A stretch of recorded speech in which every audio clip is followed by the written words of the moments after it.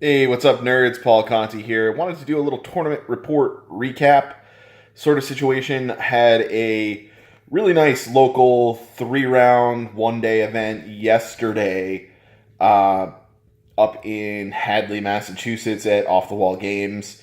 Uh, 10-person turnout, very solid event. Had a lot of fun, a lot of good prize support. Um, a lot of great players there, and a lot of great people just to hang out with, and you know, BS and all of that. Wanted to talk about the list that I ran, the lists that I went up against, and what in general the performance was like, and what my takeaways from it are.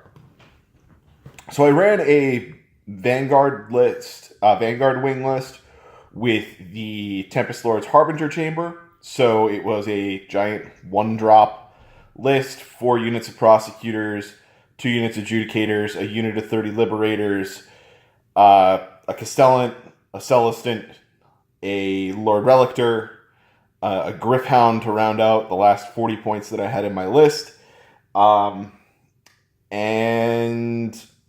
I believe that was it. It was a pretty bare bones list.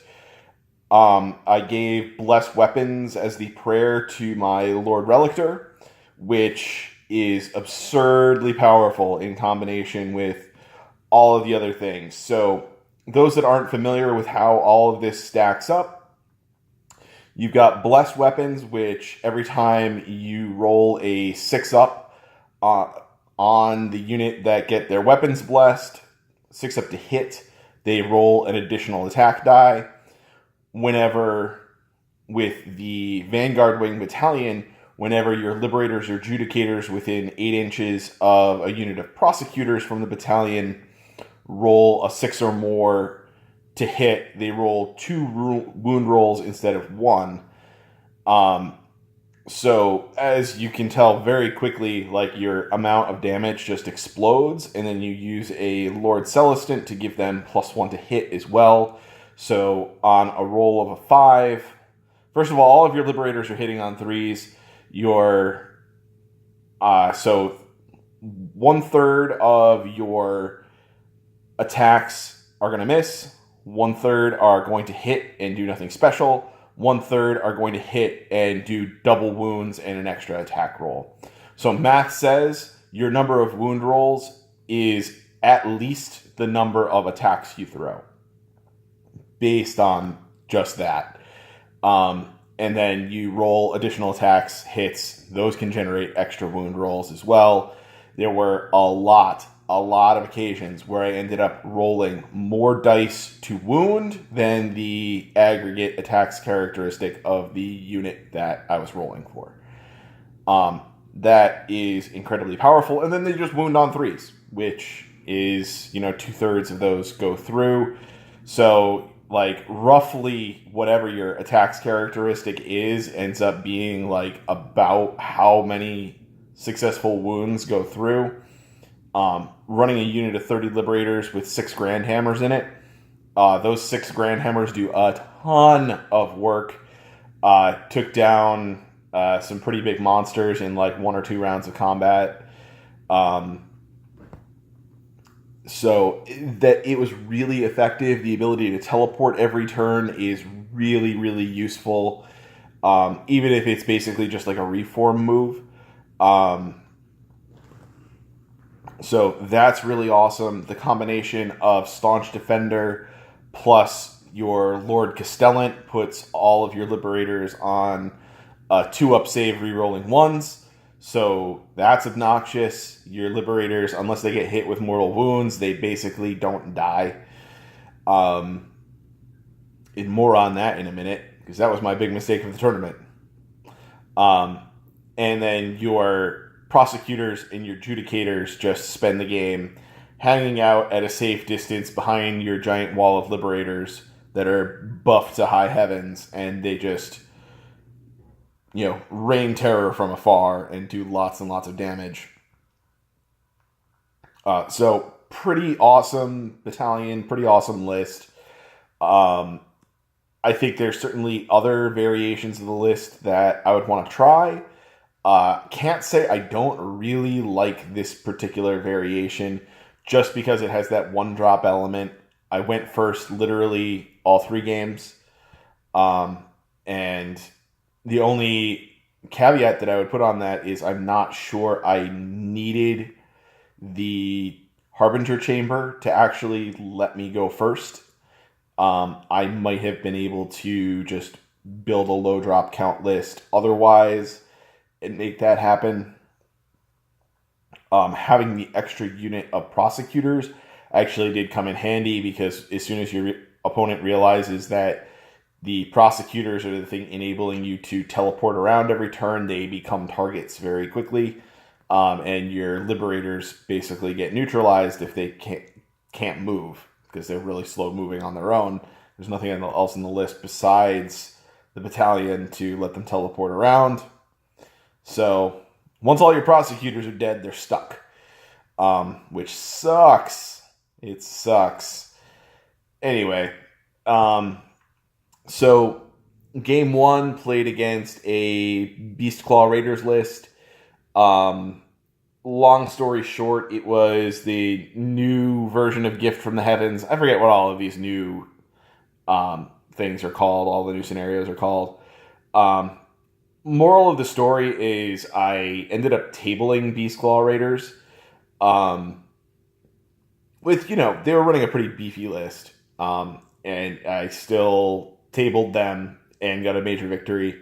So that was really good. I ended up not losing a lot because I immediately teleported all of my liberators directly into close combat with all of his units so that he didn't get any charge buffs off. He didn't get any mortal wounds off on the charge.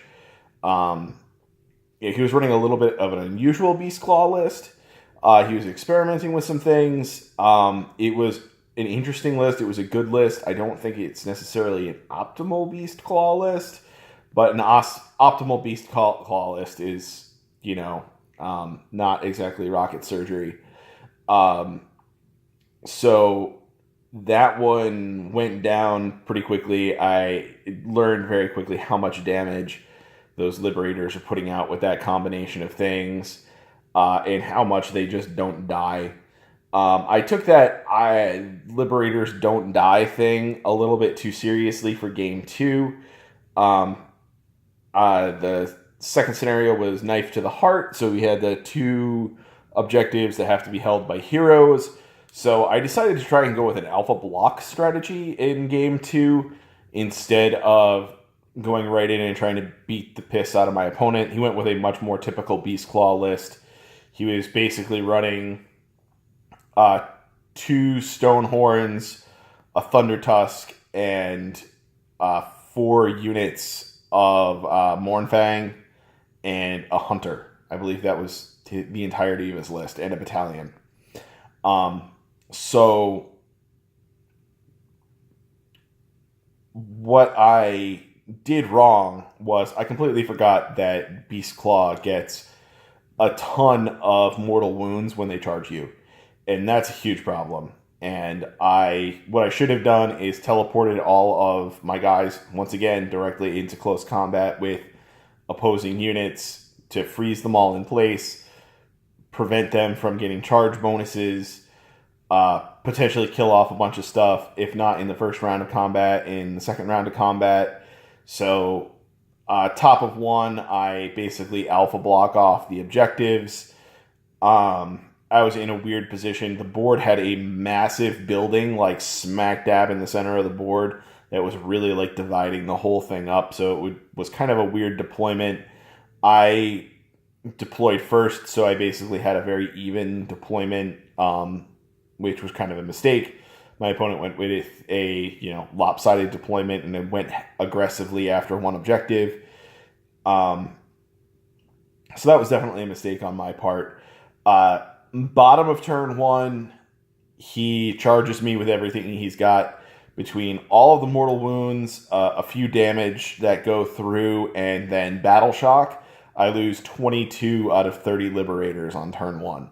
That was a major problem that game. I managed to hold on for a very long time and not get completely tabled. And I didn't get tabled because I ended up taking my last unit of prosecutors and hiding them on top of a building where he couldn't get to them. So it was a major loss, but I didn't get tabled. Lesson learned, lesson to take away from this is if your opponent gets charge bonuses, like Beast Claw, you have to just look at like Bretonia always was. Like, just don't let them charge you. If you can charge them, get them into combat, their stuff is much weaker.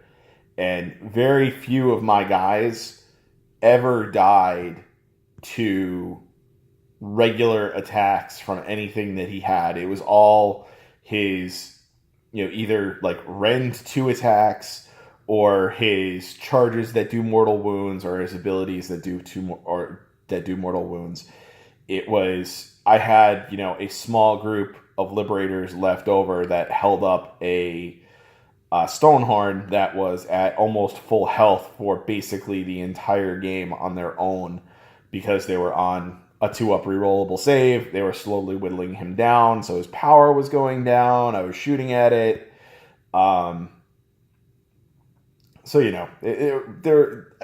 mistakes were made. I dropped the second game. Then on to game 3, which was by far the most fun game of the entire tournament. Playing against Beast Claw twice in a row kind of sucked. Game 3 was against Seraphon. It was against one of the guys in my local gaming group that plays Seraphon all the time.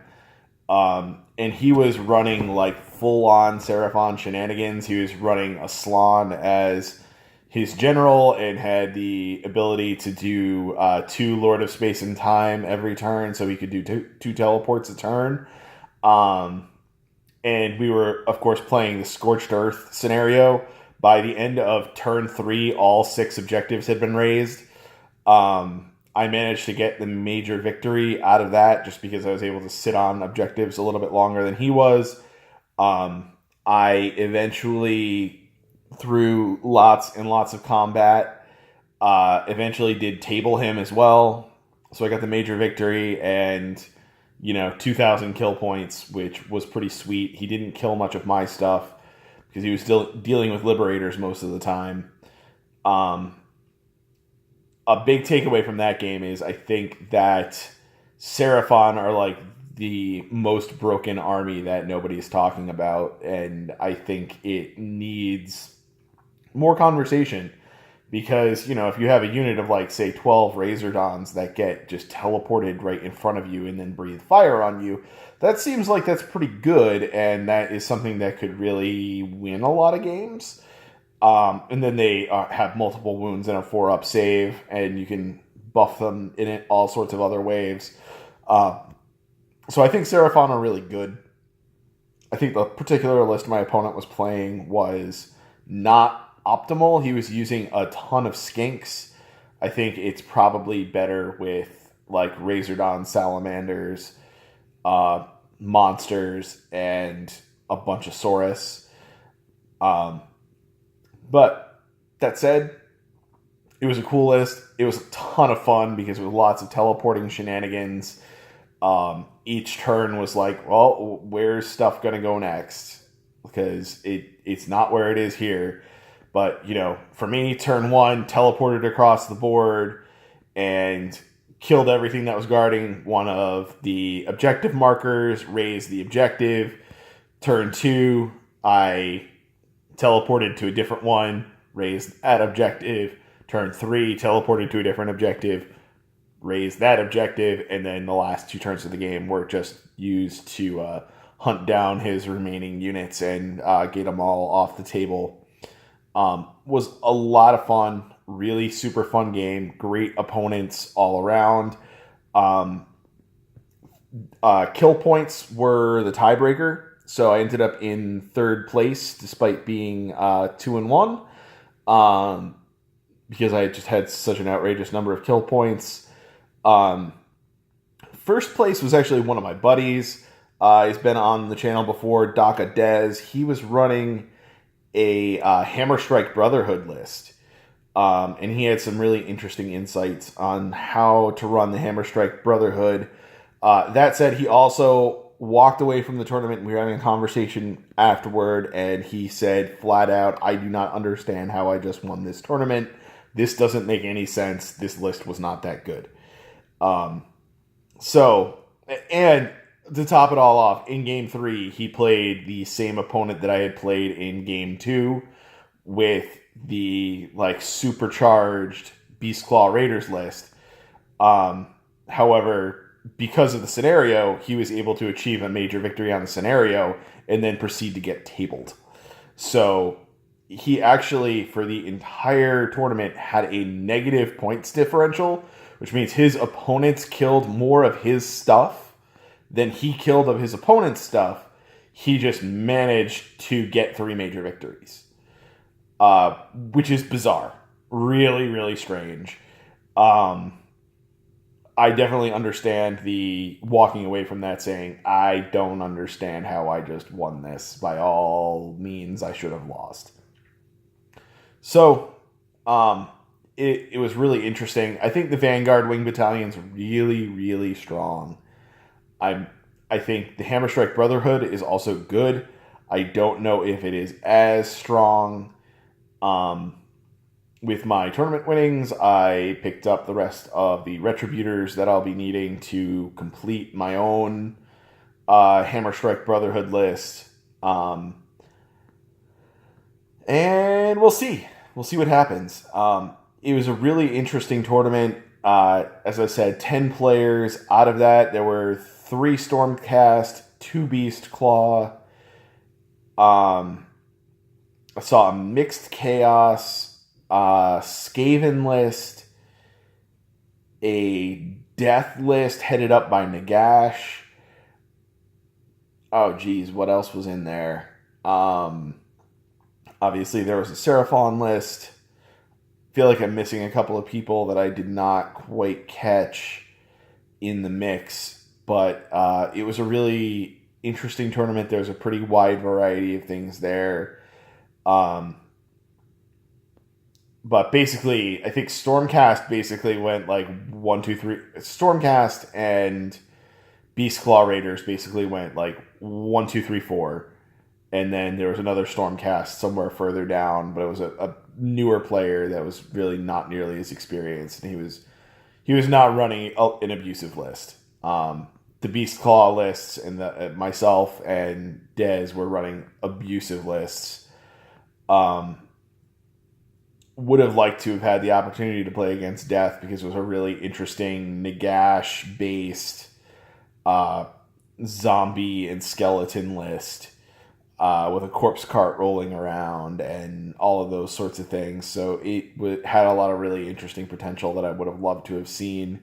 Would have also loved to go crashing in and kill Nagash top of turn 1. That would have been awesome. But I do have another video forthcoming that's going to be talking about the Hammerstrike Brotherhood. That is going to be my battalion for this week. Kind of try and get Dez on to do a little group discussion on it since he has some firsthand experience with it. And yeah, it was a fun tournament. It was a really good tournament. I learned some important lessons.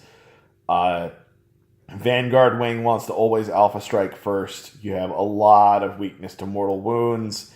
Everything else basically bounces off your Liberators. And they put out a ridiculous amount of damage with all of the different stacked buffs. And it's just like totally wrong. It seems like it's a list that is going to get nerfed. I don't mind that it's going to get nerfed because I think there's plenty of other good things out there that we can still use even if that particular battalion gets nerfed. There's a lot of other builds to that battalion that are potentially out there. So that's a possibility too. I like the idea of the Hammerstrike Brotherhood. There's some other more aggressive builds of the Vanguard Wing that are just more drops that, they're a possibility. So, there's a lot of things out there that you can do. I I really like the list. The other big takeaway that I have from it is I will never ever play this list in a friendly game. It is completely mean. I don't think any of my opponents had any fun. That it's just kind of the way it rolled. I just got up in their face and destroyed all their stuff before they had an opportunity to do anything. On my turn, I get first activation and activate 30 Liberators to blow the living bejesus out of everything on your side of the board. In my opponent's turn, like I get second activation and it just activates my whole army. So yeah, there's a lot of interesting things in the Vanguard wing. I like it a lot. It'll probably get played again. I'm going to probably experiment with Hammer Strike. Going to look at some other battalions. I really, really want to explore the Vanguard chamber. There's a lot of interesting things there that I think can be potentially exploited, but for now, it seems like Hammer Strike and Vanguard Wing are like the best things to do, and I want to try and take them to the furthest extent possible while they still work. Anyway, that's it for now. Little tournament wrap up. I would do a tournament report, but it all basically went the same every game. Deploy first, get first turn, teleport guys, kill stuff, game over. So, I'm curious to see what other people have for experiences with the Vanguard wing. Yeah, guys, feel free to drop comments down below. It was a great event. I hope we have more soon. Looking at upcoming events, it's definitely going to be the event list for me. I'm not sure out of my either a softer Stormcast list or Free Guild or Corn, what I'm going to be playing more on the casual side. Unfortunately, lately, my schedule just has not been allowing me to get many games with Warhammer in. This was actually my first game, not only with my Stormcast, it was my first game since General's Handbook 2017 came out. So there was a little bit of deficiency there as well. I need to get more games in. I want to get more games in. We're working on it. Being a busy adult with many important things to do makes all of that a challenge. So a lot of it becomes Theory Hammer. But even with just Theory Hammer, you can get a lot done. And Theory Hammer got me to a third place finish in a local tournament with an army that I've never played before in, a bunch of scenarios that I've never played before. A couple of them that I had to read through 3 or 4 times before the game started, before I actually understood what was really going on with the scenario.